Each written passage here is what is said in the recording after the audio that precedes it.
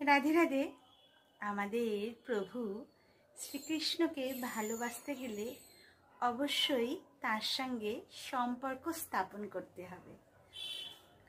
মানে আপনি ধরুন তাকে সন্তান স্নেহে ভালোবাসতে পারেন, পিতা হিসেবে ভালোবাসতে পারেন, সখ্য হিসেবে ভালোবাসতে পারেন, দাস্য হিসেবে ভালোবাসতে পারেন, আবারও মাধুর্য রসেও ভালোবাসতে পারেন।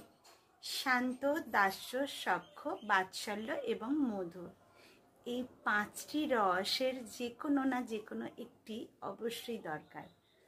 তবেই আপনি ভগবানকে স্নেহের বন্ধনে আবদ্ধ করতে পারবেন।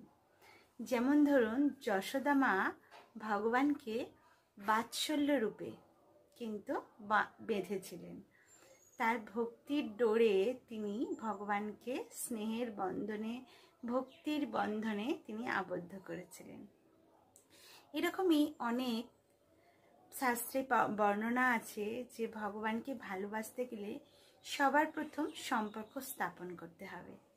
তাই আমরা যেন ভগবানকে আমাদের পিতার জায়গা দিই, নাহলে সন্তানের জায়গা দিই, নাহলে বন্ধুর জায়গা দিই, নাহলে বা স্বামীর জায়গা।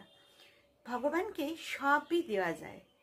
ধরুন যেমন আমাদের স্বামীকে পিতার জায়গা দেওয়া যাবে না, পিতাকে স্বামীর জায়গা দেওয়া যাবে না, বন্ধুকে স্বামীর জায়গা দেওয়া যাবে না, কিন্তু ভগবানের ক্ষেত্রে সবই প্রযোজ্য।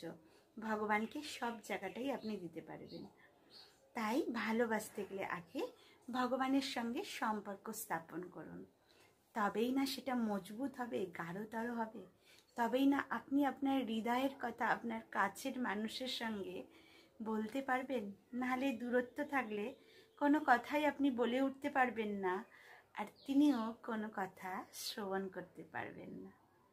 হরি বল, রাধে রাধে।